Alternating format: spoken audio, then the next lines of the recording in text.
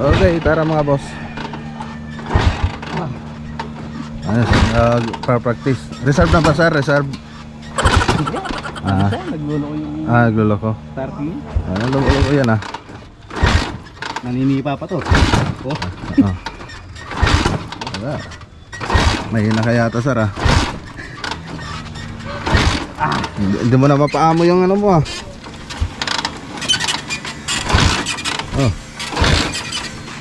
Akang mahina kaya ito. Anong gagawin mo? Lulo ko si Yogos. Biblid natin. Lead.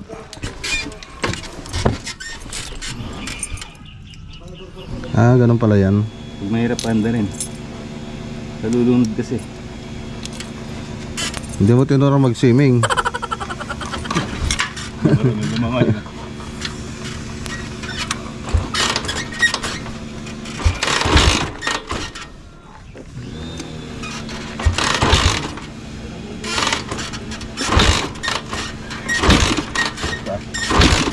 Sir, tolak na lang natin. Ano ba yun? Nagalit na yata yung ano. Ayun. Tara.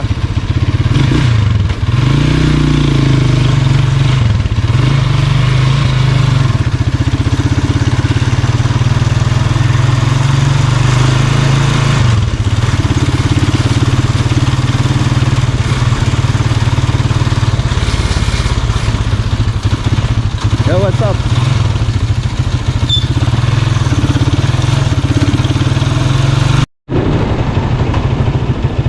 Okay, dito na tayo.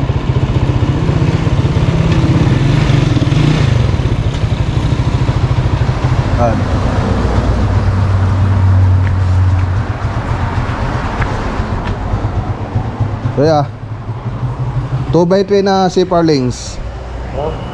2x3. 5. Tapos epoxy primer 4 liters. Tapos thinner nya. Okay, bumili po tayo ng 1 galon na epoxy primer, 950.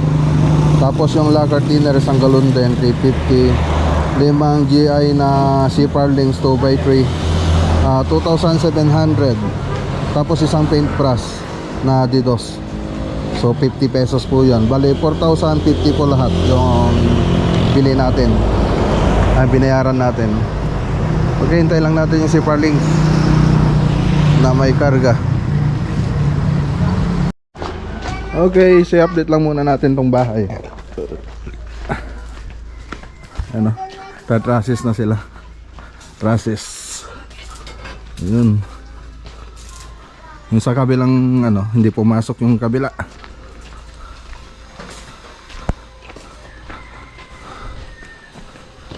Yung kabilang grupo hindi pumasok sila paring Mark.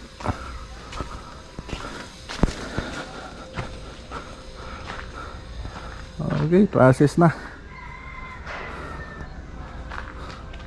Ayun Tara. So yan lang mo yung update dito sa bahay.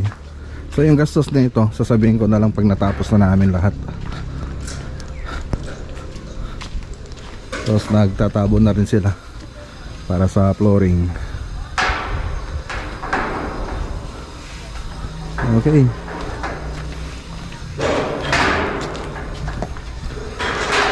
Karga kayo danuman. Karga nyo tayo may drama na ano kan. Ajay host. Ada danumnan.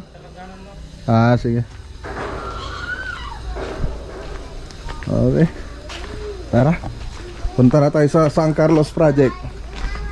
Bye-bye Ian.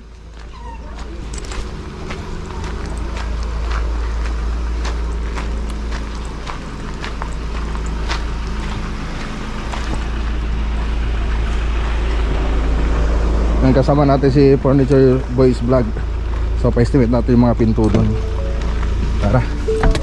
Ayan galingan mo galingan mo sa pinto yung pulido.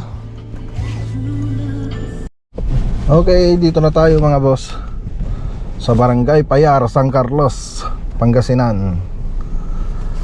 Okay. Tara. Let's go.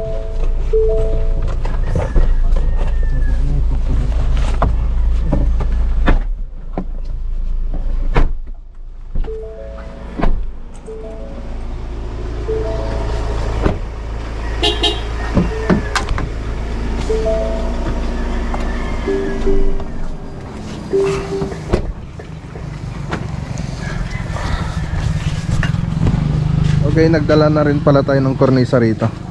Ayan ang cornisa, tapos yung ceiling rose na pupunta dun sa living room.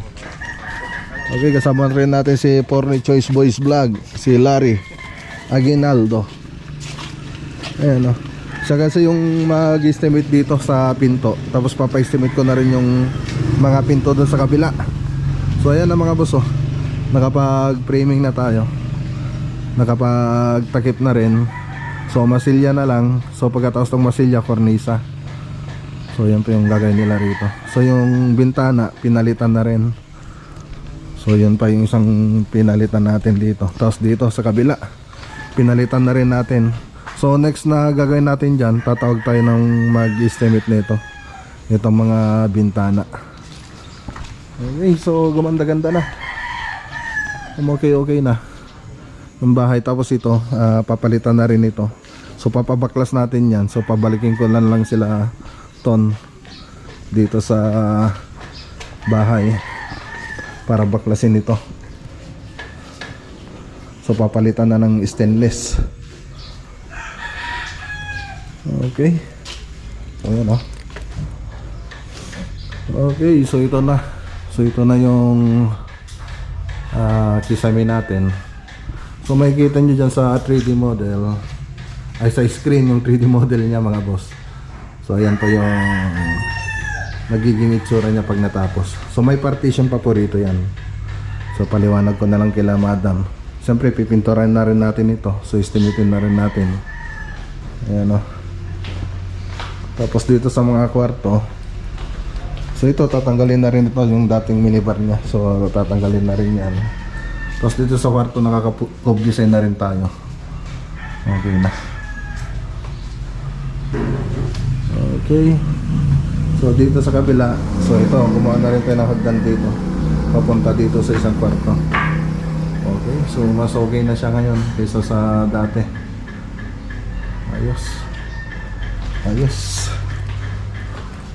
Ayos sa ayos.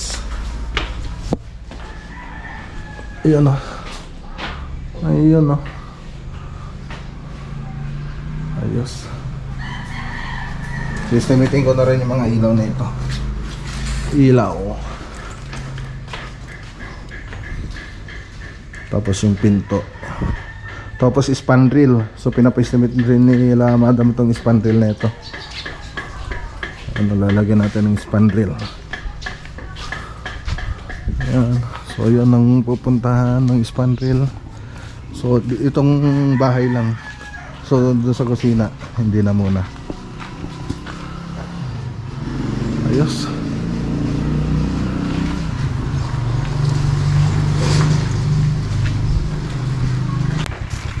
May mga mais dito, nag-harvest na sila.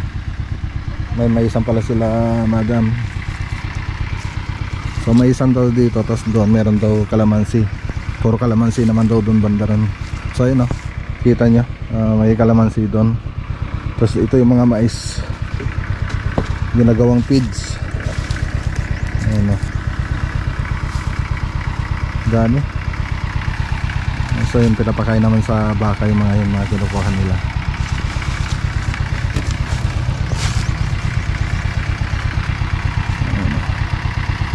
Dami. Ayos. Dito yung iba oh. Yung pinagbabalatan, yung pinapakain din nila sa baka, pinagbalatan ng mais, yung kinakarga nila oh. Ayos. Okay. Punta tayo sa kabila mga boss. Tingnan natin yung pintuan doon. Punta ako sa kabila ma'am.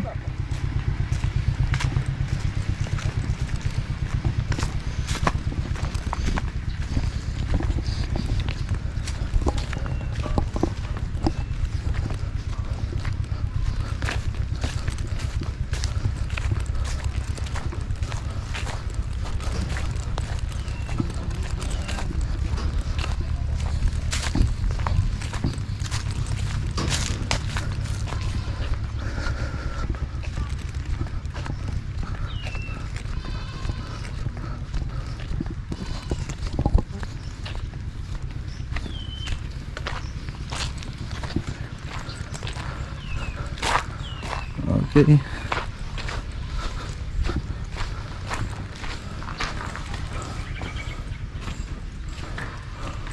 So ito yung pinapa-estimate ko kay Forni Choice Boys Vlog. Ayan o. So pinturahan niya, barnisan. So 1, 2, 3, 4, 5 and 6. Ito baka ito palitan na lang siguro to. Ewan ko lang. Kaya mag-usap na lang sila. Usap mo sila na lang sila ni Madam. Kung anong diskarte nila dyan. Okay.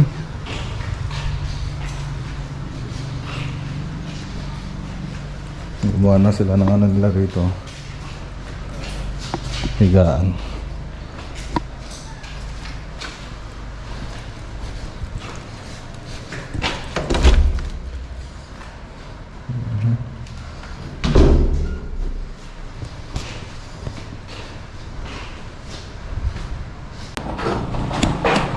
Kaya muna tayo mga boss.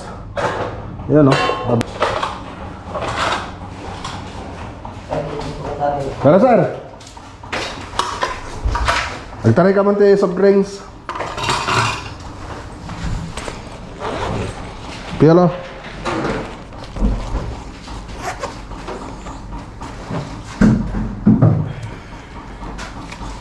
Magkano yung soft drinks dyan? 35 bata po, 36. Yung malaki po. Oh, yung malaki. Oh. Yung coke na ano malamig. Kain tayo.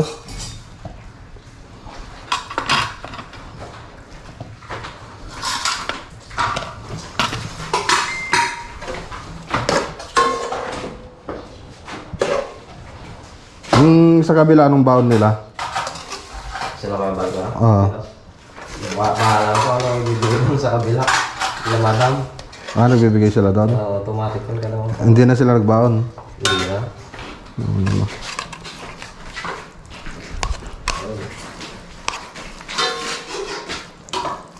Kain tayo.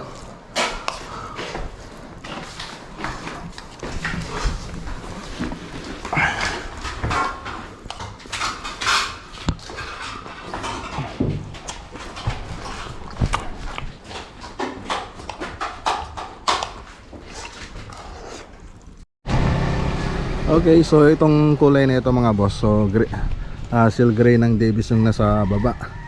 Tapos doon sa taas, smoke gray ng Davis. So Davis paint po lahat yan. Yung pintura niya sa pader. So ganyan din yung magiging pintura sa Bani Pangasinan. Tapos lalagyan din natin siya ng moldura.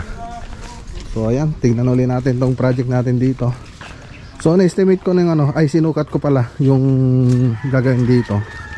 Yung spandrel, ano ba yan? Ilaw. Spandrel, ilaw, tapos partition. So in-estimate ko na po yan.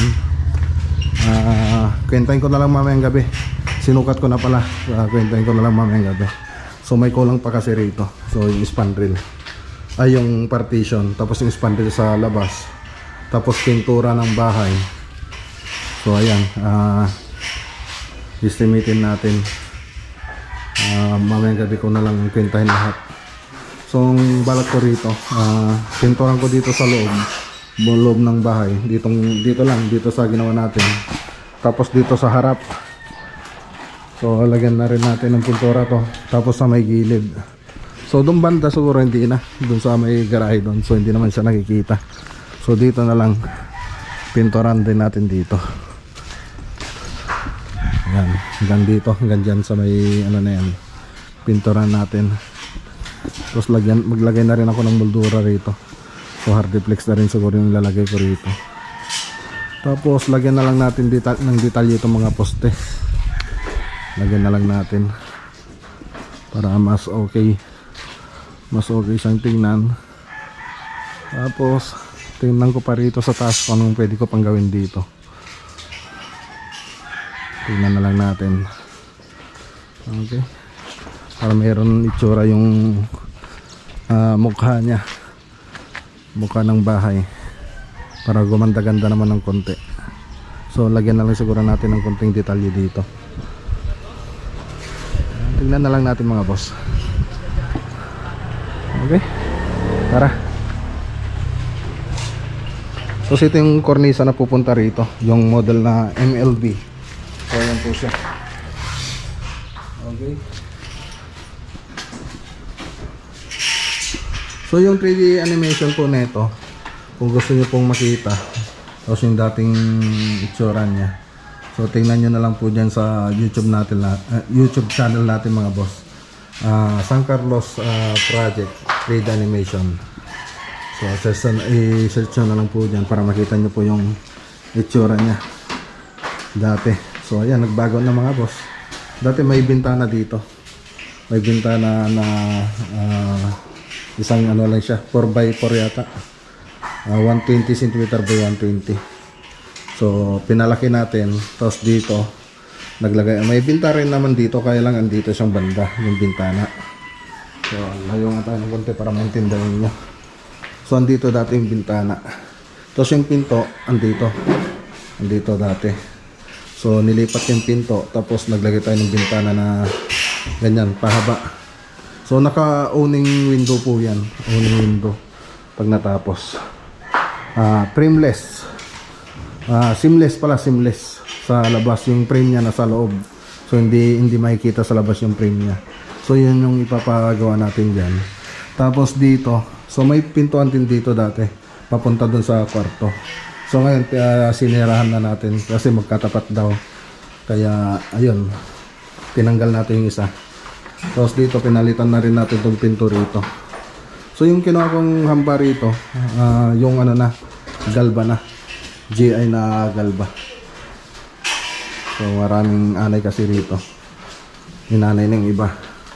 Tapos pati dito, ito na yung ginawa nating pinto. Dati walang pinto rito, so ayan, naglagay na tayo ng pinto.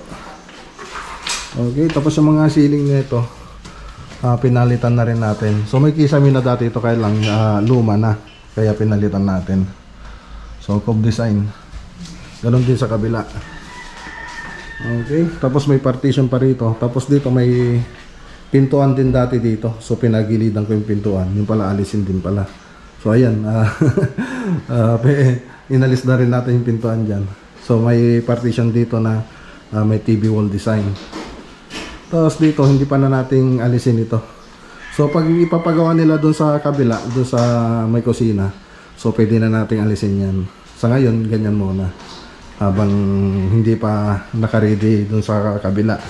So baka ipagawa rin kasi sa atin yan doon sa kabila, pero hindi pa siguro ngayon. So yan yung susunod na gagawin natin. So tatanggalin natin yan, maglalagay ulit tayo ng panibagong design dyan pag gagawa tayo. Siyempre naka-coordinate dito sa design natin na dati. Okay, so mga tiles na ito gusto ko rin palitan.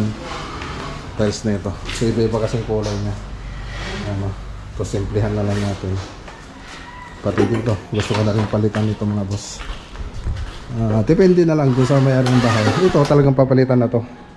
So yung magiging pintuan natin nandito na. Tapos yan, baka tanggalin na rin ito mga boss. Yan, oh. Nakita niyo yan, baka tanggalin na rin yan. Okay, so yan lang mga boss. So magmamasilya na sila rito. So pagkatapos magmasilya, kornisa naman. So magkukornisa na sila. So pagkatapos magkornisa, magpipintura na. Yung pagkatapos magpintura sa kisame, dito na tayo sa may wall. Unahin natin sa loob, tapos pumunta sa labas. Tapos mag-spandrel na rin tayo pag nakapag-order ako ng spandrel na ito. Okay, so tara na muna mga boss, uwi na muna tayo. Okay, tara na mga boss. So uwi na kami ni Furniture Boys Vlog, ni Sir Larry Aguinaldo. So yan mga boss, kung gusto nyo magpagawa ng pinto sa kanila about woodworking, no? Oo sir. Okay. Mga solid wood. So yan, kontakin nyo lang si Sir Larry Aguinaldo. So makikita nyo dyan sa screen yung FB page niya, ay FB niya. Okay, so uwi na tayo mga boss. O meron kang shoutout? Ha? Yan, shoutout kay Boss Master Manny. Ayan, Nogoy. Manny Nogoy. Okay. Tara. Siyempre, shoutout kay Sir Black Mamba. Yan, shoutout kay Sir Black Mamba. Tapos kay Joker Official Vlog. Kay Ma'am Elizabeth Bersosa. Kay Ma'am Marilu Morandarte. Ayan o. Siyempre, sa mga subscriber po natin na laging nanonood, sa laging sumusuporta sa ating channel. Okay. Okay, so andito na tayo sa bahay. So dumating na rin yung bubong natin. So galing yan sa Tarlac Roofing. So kung gusto nyo mag-order, makikita nyo dyan po sa screen yung FB page nila. So yung ano natin dito mga boss, binayaran natin nasa 32,000. So free delivery na po. Tapos kasama na rin yung gutter. Tapos yung flashing. Ay, hello mag. Hello po. Ayan, tapos meron na rin siyang insulation na double face. So magbaligtaran na po yan mga boss. 5mm lang po yung kinuha ko. So ayan na. Okay, so tapos may ano na rin sila, pang tornilyo na binigay, pang tech screw. So may binigay na rin po sila. Kasama na po yun sa 32,000. Okay, so i-update lang po natin yung project natin dito. So ayan, nagka-process na sila. So susunod na gagawin dyan, mag-gutter sila. So pagkatapos mag-gutter, flashing na. Flashing tapos bubong. Okay.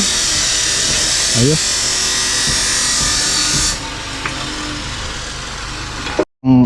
So ito yung binayaran natin, 18 pieces na rib type na gray. Nasa 4 meters yung ano nito, 410 centimeter yung bawat isa. So 18 pieces po yun, 21,960. Tapos 8 pieces na box gutter na kulay gray din. So 350 po yung isa. 8 pieces, 2,800. Tapos 13 pieces na box flashing na gray din. So 350 po yun. Yung 13 pieces, 4,500. Tapos 600 pieces na metal tech screw. So 120 ang isa. Ano to? Basta 720 yung 600 pieces. Tapos isang roll na insulation foam na 5mm double sided. Nasa 2,100 po siya. Okay, so 32,030. So 32,000 yung binayaran natin lahat dito. Okay, ayos. Ito po yung resibo nila, Katubay Roofing and Enterprises. So may yung sa FB page nila, pinakita ko na kanina. So kung gusto niyo mag-order, order lang po kayo doon. Message nyo na lang po sila mga boss kung may gusto kayong ipa-estimate. Okay.